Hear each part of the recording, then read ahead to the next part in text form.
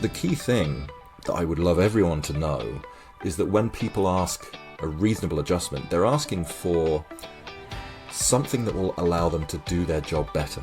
There's obviously the stigma, there's sort of difficulties, but majority of these changes that people request, they don't cost anything, and they're very easy to enact. At Inspiring Change, we help our clients build work cultures that bring out the best in their people. We created this podcast to share real stories and insights from those who are shaping better workplaces every day. So grab a cuppa and pop in your earbuds. Wherever you are, you're very welcome to the Building Better Cultures podcast. We're excited to have you with us. Hello there, and welcome to this episode of the Building Better Cultures podcast with me, Scott McInnes. Lovely to have you along. Welcome. If it's your first time, welcome back. If it's not, as I always say at the beginning of all these episodes, before we get into our brilliant guest for today, please take literally 30 seconds, 20 seconds, 10 seconds, even if it's only a rating. Give us a rating on whatever platform you're listening on and maybe type in a few nice words. It really, really does help to get the podcast out there. And if you want to have a little thing I learned from Stephen Bartlett on Diary of a CEO, he's in my sites as a guest as well. Please hit follow on whatever platform you use. And that means that as these podcasts come out, they drop straight into your inbox. Today's guest, I met my guest today at a really odd conference. We might talk about this, Alan, in a second. At a really odd conference on a ship, where basically they take business people with suppliers on a ship. They put you on a ship in Southampton, and then they sail you out around the Isle of Wight, or basically somewhere offshore, so you pretty much you can't escape from. Yeah, exactly. So I met Alan before he set up WhereFocusGoes, which is what we want to talk about today. We met there, and we've kept in touch over the years, and Alan got back in touch with me a few months ago, and I said, you should come on the pod. I think it'd be a brilliant thing to talk about. Alan is an ICF certified ADHD coach, and he's the founder of WhereFocusGoes, a consultancy that offers one-to-one coaching in the areas of ADHD, mental health, and neurodiversity. It's got a really strong focus on the creative sector, and that's something that will come out later as I ask Alan to maybe tell us a little bit about his story. I love the way that he describes what he does as a mix of challenge, structure, and something he calls ruthless kindness. And I think we'll probably get into that a little bit later on. But I think it's also, as coming from a certified coach as I am as well, about hopefully giving clients language, tools, and permission to harness the power of their big brains. And for me, the reason I wanted to have Alan on was that I think my sense is that there's a real growth in awareness of people who are neurodiverse, and maybe even because of that, those people now feeling a little bit more comfortable calling it out themselves. So, Alan, really looking forward to the chat. It's lovely to have you on. It's not the Love Boat, but look, it is what it is. Maybe one day again we'll get back on a boat and sail off into the sunset, but not today. Not today. They were fun times. Listen, the last time we met, you were working for a creative agency.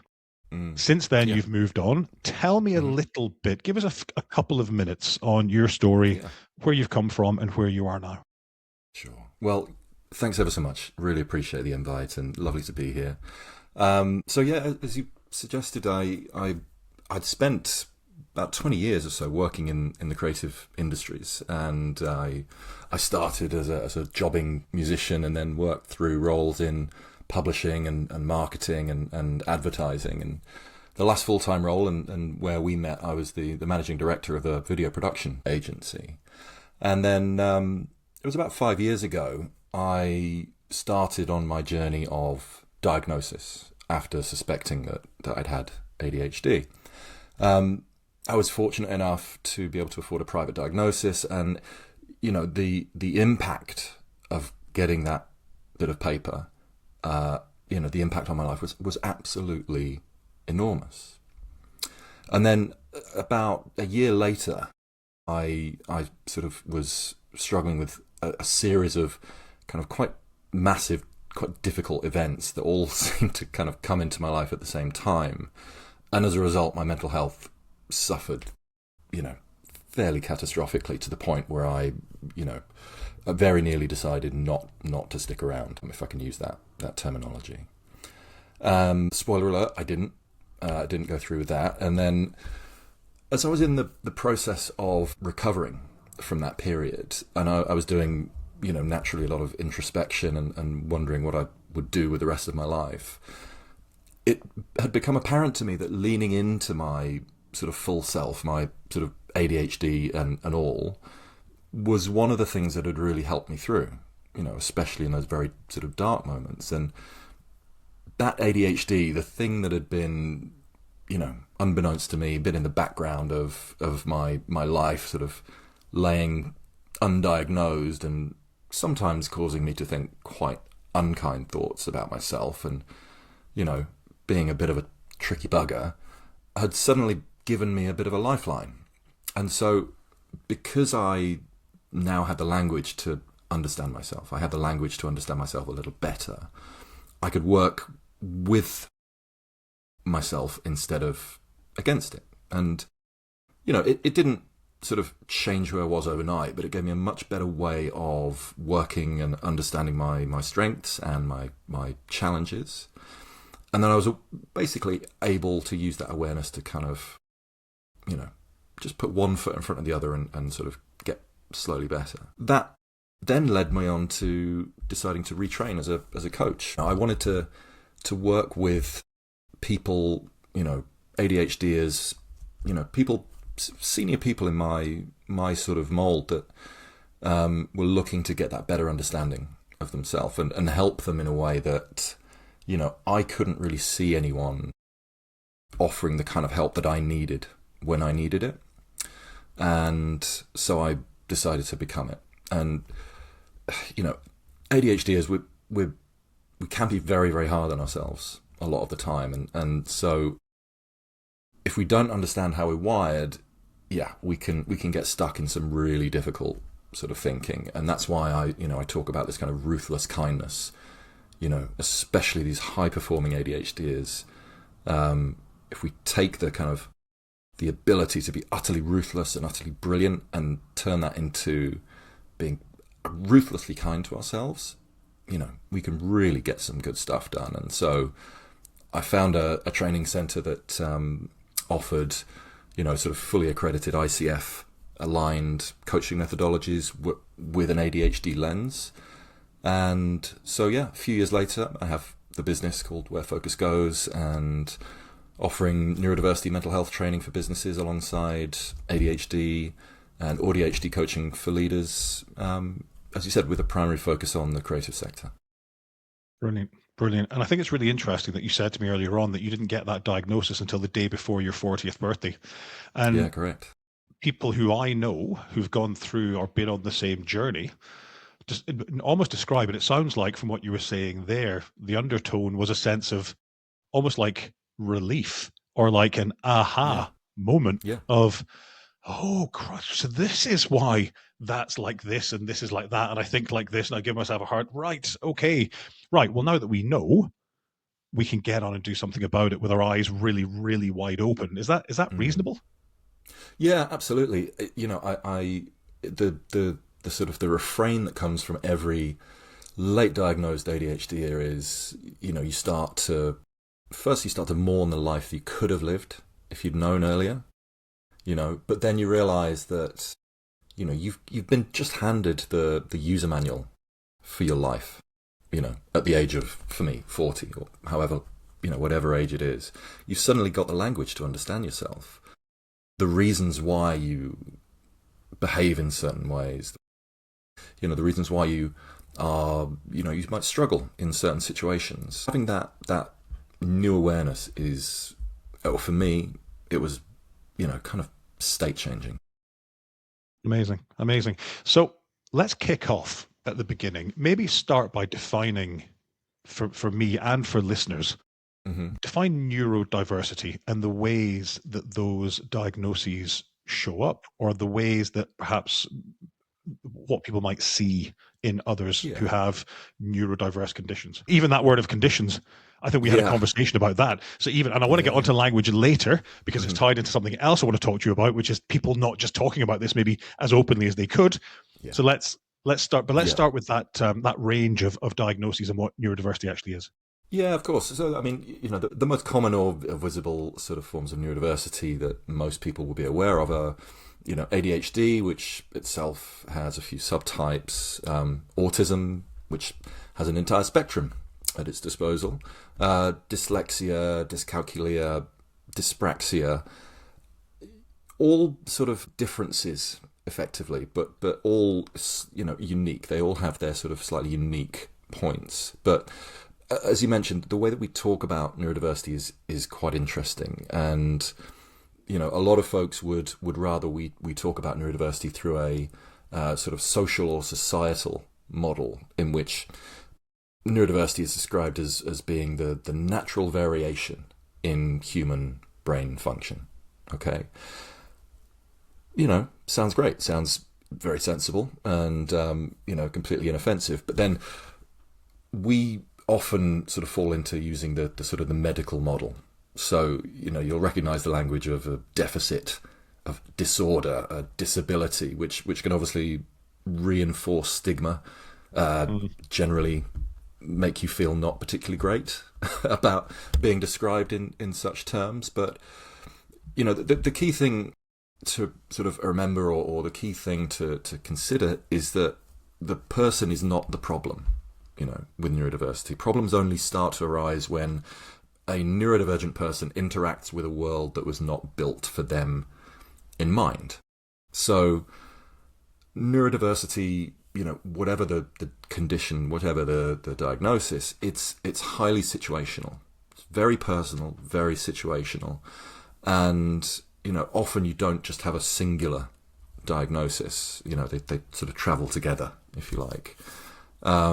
And so, how that condition, how that shows up for each individual, it depends on their entire backstory. Obviously, their genetic makeup, but their entire backstory, their intersectional identity, everything that they are comes into play, but they're not, just defined by a diagnosis. No two people have exactly the same diagnosis, which I guess, I mean, you mentioned earlier on about a spectrum when it comes to autism, but I presume Yeah. there's a spectrum when it comes to dyslexia and dyscalculia and ADHD and ADD and all of those things, because we're not, there's no two people who are absolutely identical in terms of, what they can do. Mm-hmm.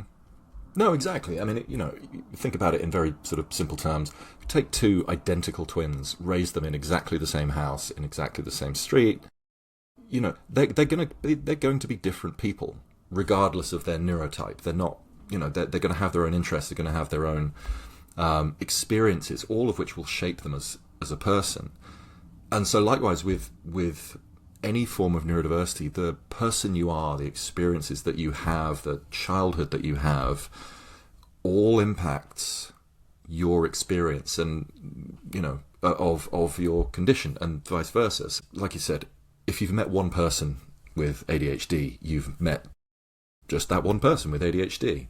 Yes, there are similarities, there are some sort of commonalities that are, that you would expect to see in most people with ADHD, for example. But, my, difficulty with working memory, for example, won't be the same as the next person with ADHD or the next person. So how much it's sort of dialed up and down is completely individual.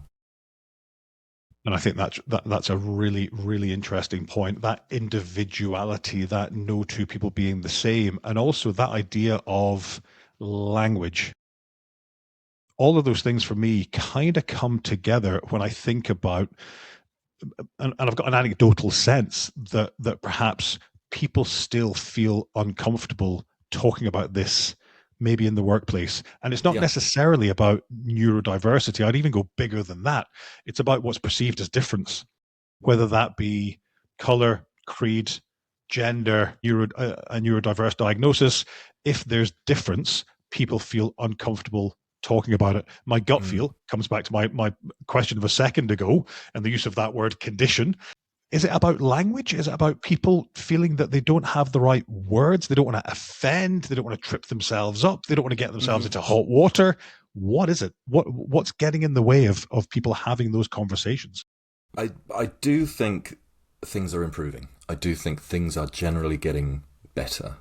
But I genuinely think there is still some reluctance, and I was certainly reluctant to disclose when I was first diagnosed. But things are changing. I think the level of discourse and the quality of the conversation generally in the sort of media landscape or just generally between groups of people is improving all the time. And obviously, having platforms like this to come on and talk about my own experience will, I hope, add some much needed sort of nuance into the conversation. Visibility really matters, and seeing and hearing other neurodivergent people speak about their own lived experience is key. When I went to my GP and first said, I think I might have ADHD, she said, no, you can't have ADHD because you're a managing director. Obviously, it is two true. things don't sit together. Yeah, you can have ADHD. I mean, there's many, many, many examples of brilliant people who also have neurodiverse conditions. But going back to the sort of the job, the workplace issue, yeah, it can still be sort of fraught with difficulty or danger. But whether you disclose your diagnosis to your employer is a very much a personal choice. And one thing that everyone should know is that once you do disclose, there are some legal protections there. You're sort of covered by some legislation, and there's also some really helpful schemes like access to work and other similar schemes which are designed to kind of help you stay in your job. So, people use it for getting help, paying for some reasonable adjustments. I coach using access to work to fund the coaching, for example. So that's a funding program in the UK, right? Yeah, so that's a funding program unique to the UK. Wherever you are in the world, there may be something similar. But yeah, my advice for anyone maybe having a recent diagnosis about wondering whether to disclose or not is, talk to people who have disclosed, find out, good experiences, bad experiences. Depending on the size and type of your organization, there may be a neurodiversity steering group, there may be some literature available to you, but it is a personal choice, and, it is something that you should think quite a lot about.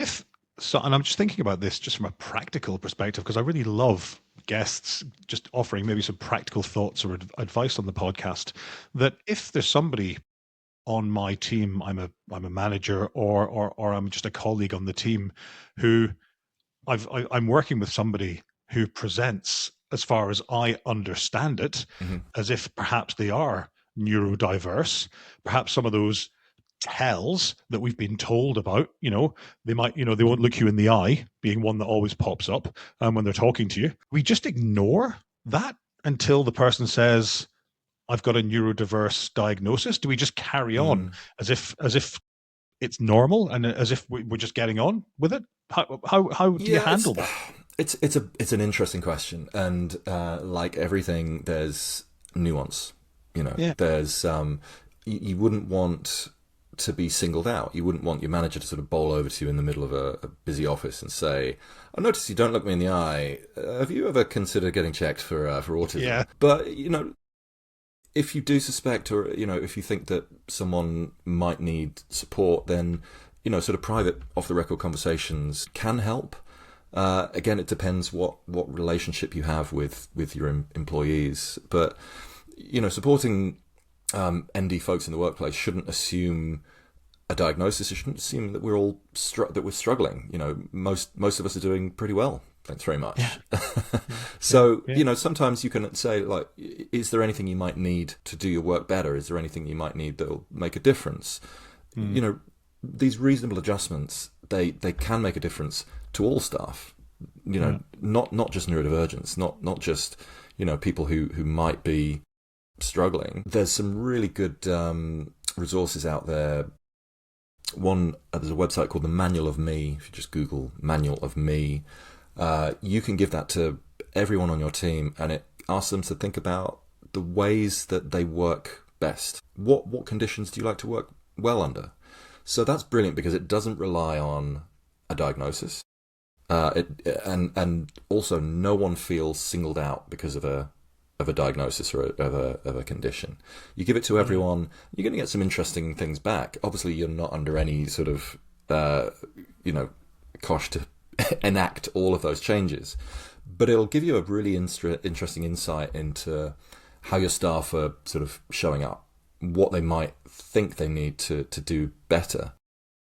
The key thing that I would love everyone to know is that when people ask, neurodivergents, anyone asks for a reasonable adjustment, they're asking for something that will allow them to do their job better, to be more effective, to be effectively just, show up and do better work. So there's obviously the stigma, there's sort of difficulties, but a majority of these changes that people request, they don't cost anything, and they're very easy to enact. This episode is brought to you by Inspiring Change. We work with senior teams to help them be clear and intentional about the culture they need to be successful, to communicate change in a more human way, and to give their leaders the skills, tools, and confidence to be amazing catalysts for change. To learn more about our work and who we do it for, just pop along to inspiringchange.ie. A couple of things that strike me on that Manual of Me concept is that it creates a level playing field because everybody in the team does it. So, we've all got things that we prefer our colleagues and our boss to do differently. We've all got particular things that we might want or need to do our jobs better. Whether we're as you described it, ND or not, we've all got those things. We might be shy. We might be introverted. We might be an extrovert in among a load of introverts. So, not all of those issues, not all of those things are ND related. They're just people related. And that's an absolutely brilliant way to have that conversation. Yeah. I mean, another one that I love getting people to think about is considering their input and output preferences. So how do you like to be given a task? How do you like to be given a brief, for example? I ran a video production agency, and someone might come up to me and say, right, Alan, I've got this brief, this client wants to do this, this and this, and they need this, this and this, and by this date and that. And I would be honest, I would have forgotten everything that person had said after the second or third line, because my working memory is very small. Holding lots of information all at once, especially verbally, is not my strong suit. But again, getting to know myself and kind of thinking about my own input-output preferences, realizing that if you gave me that same brief on an email, written down, visually, then I'm much better able to consider, to ideate, to kind of look at the creative process and think about what it might need. So asking people to consider just, those minor points. How do you like to be given instructions? How do you like to be given feedback? How do you like to be, how do you like to give us your output? For a long time, I couldn't stand the thought of making long reports. I'll happily sit down, I'll talk you through everything that I know. But sitting down and writing very detailed reports was never sort of a strong suit of mine. So it's just about finding those kind of inputs and outputs that work for you. Yeah. And as you said, and I think for me, the key thing, Alan, out of all of that is all of these little things that we're doing, the differences that we're making, whether somebody is neurodiverse or not, is to make them or allow them do their job better, which is great for them, great for the team, and great for the organization. Yes, exactly. And, the idea of one size fits all is thankfully coming to an end. And, as I said, a lot of these reasonable adjustments that people might request are free or cheap, very easy to enact, and benefit everyone, because it shouldn't rely on a diagnosis or a condition to make things easier for people to do the work that they want to do. What we'll do is we'll put a link to that manual of me in the show notes. And Alan, any other tools that you have, pop over to us and we'll stick them on there as well, because I think it'd be a really helpful maybe bibliography of things that people can go and have a look at. Let's have a chat about your work and specifically the work that you do with leaders who perhaps have an ADHD diagnosis. I coach. Many of the people that listen to this podcast, I suspect, coach. But I wonder, what is it that you're doing differently in your coaching when you're coaching somebody with an ADHD diagnosis versus me, who might be doing what you might call, I don't know, regular coaching, not ADHD coaching? Yeah. What is it you're doing differently, or what are you looking for? What are you doing? No, it's an interesting point, because I think there is a fair amount of misconception around ADHD coaching. Sometimes coaching in general, as we know, coaching is not giving people all the answers. There's a line, there's a difference between coaching and mentoring, for example, coaching and therapy. And so, from a first sort of principle, coaching is about sort of taking you from where you are to a position that you want to be. And so, yeah, on the surface, ADHD coaching is very similar to regular coaching. And as you said normal, I didn't say normal. Yeah, okay. Sorry, language matters, folks. Sorry. But look, it's a wonderful point. That word just slipped out through nothing more than just saying a word, and that's what stops people maybe having the conversations. But it's an interesting one, because I think everyone has a preconception of what coaching is. When you come to coaching, the kind of people who get coached, and literally this morning at the gym, I was having a conversation with someone about coaching, and he said, "Look, I don't know, because I'm not struggling." And I said, "Look, you don't come to coaching when you're struggling. You come to coaching ideally when you're doing really well and you just want to get better. You think about all the times that an athlete, someone like, Andy Murray or Novak or, Tadej Pogačar on the cycling, when they change coaches and all of a sudden that magic happens that enables them to just perform so much better.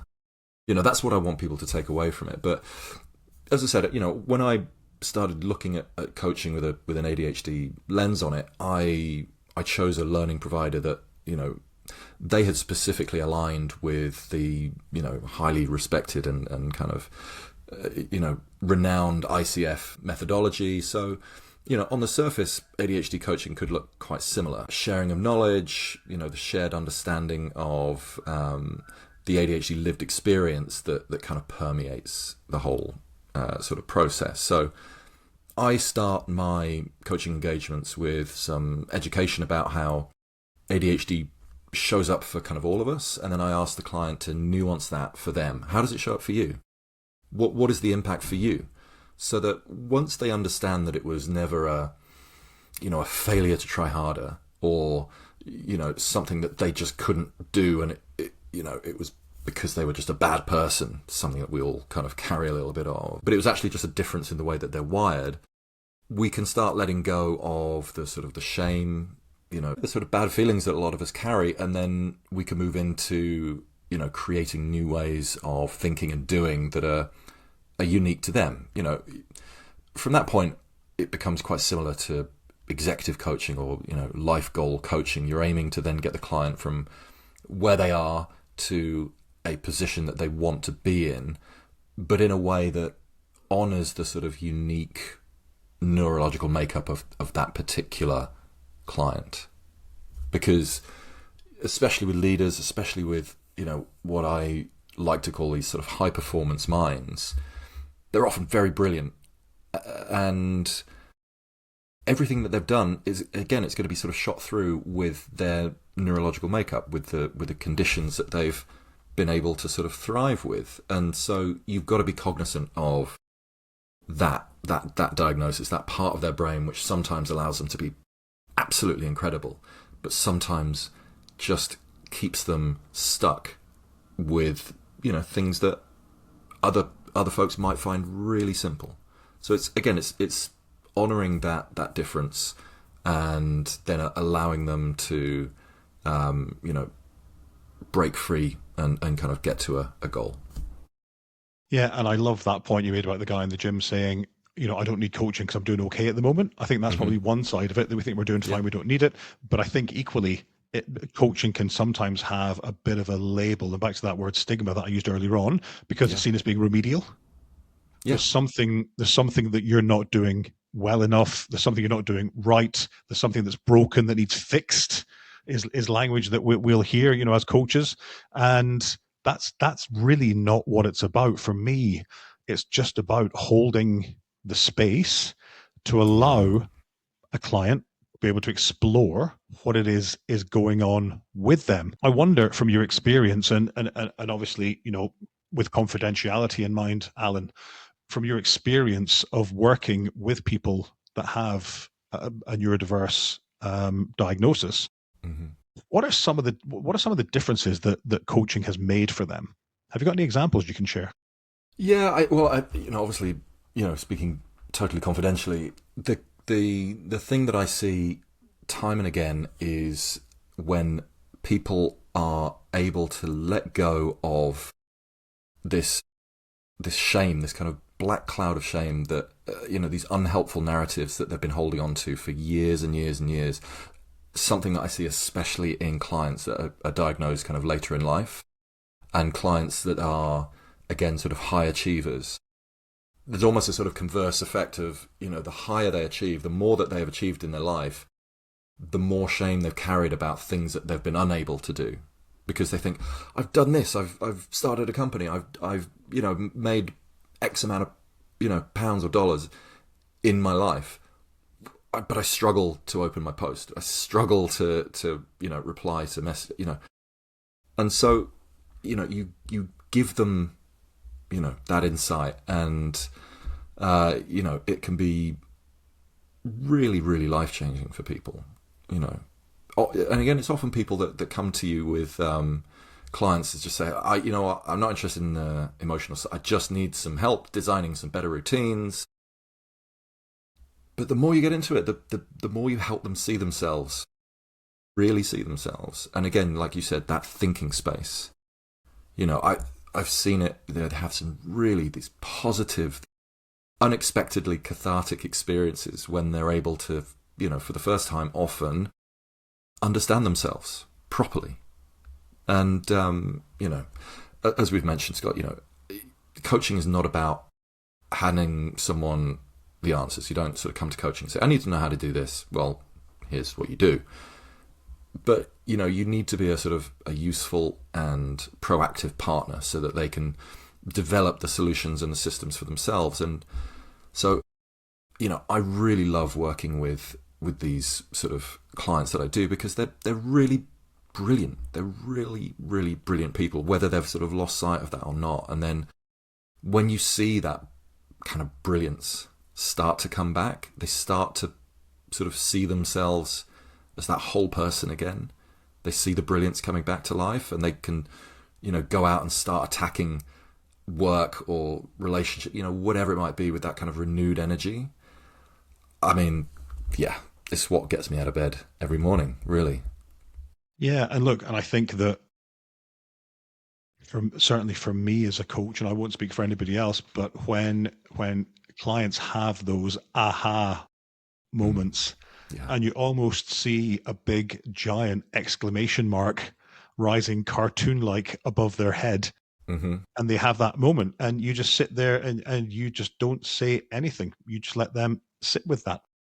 And that is so rewarding. And I can imagine, that, even, whether you're an ND coach or an ADHD coach, or just like me, a regular communal garden coach, with no specific skills in that area, just those moments of magic are exactly that, just magic. Yeah, I think, just like you were saying, that having the space and the opportunity to just think gift is in a way that is not, to be able to think, for a client to think and not think, oh, they're expecting me to say something. We don't really have that a lot in our lives. I think that's coaching, any kind of coaching. I think that's why it's so effective. That space to think, that space to kind of really, do that introspective work. So often we hear, it's so great to have an hour to talk about me. Because we never have that in our lives. We never have an hour just to talk about us, what we're doing, how we're feeling, how we're doing stuff, what our struggles are, where we want to be, where we're coming from, all those things. And as I said earlier, I think that's our job, to hold that space. If somebody, and we're at the end of time, which is really annoying, because I could talk about this, Alan, for hours. I wonder, what I love, I said this earlier on, is that I love guests just leaving maybe some really practical advice for listeners. I think we covered some of this off earlier on when we talked about the Manual of Me and some of those other tools. But if somebody listening right now has a neurodiverse colleague or somebody with a neurodiverse a neurodiversity diagnosis on their team, what's the best advice you would give them as to how they can support them? As I said, it's sort of calm, maybe off the record conversations initially, asking them what they might need. Is there anything that you might need? Simple as that. And then I think for anyone who is neurodiverse, considering a potential diagnosis or, trying to work out what it means, is, talk to other people, seek out people who sort of match your experience. As I said, I was diagnosed at 40 because growing up I didn't match the typical mold of an ADHDer. But now we know that obviously there's a lot of variation, a lot of nuance. Seek out other stories, seek out other, people that are like you. Find out what it meant to them. And my sort of mantra is do the work, either with a coach or on your own or with friends, but give yourself time to understand yourself a little better. Because, working in the creative industries, I was in a lot of situations that I look back on and now think I found really draining. My sort of social battery, my ability to kind of regulate my feelings, emotions, my energy were completely zapped a lot of the time. So understanding yourself and understanding how you function best is a gift. And so Powerful. If you are considering it, just go through with it, because it can be really, really life-changing in a good way, in a positive way. Brilliant. Alan, it's been an absolute pleasure having you on. Thank you so much. If you want to learn more about what Alan does, pop along to his website, WhereFocusGoes.com. And as I said, what we'll do is we will pop some of those resources and links into the show notes, so you will find them there. Alan, thanks so much for being on. It's been a pleasure. It's great to catch up. Thank you, Scott. Thanks for listening. If you haven't already done so, please take 30 seconds to give us a quick rating and a review wherever you're listening. It really does help. And to hear from other leaders in our podcasts, to read our blogs, or to find out more about the work that we do, please visit inspiringchange.ie.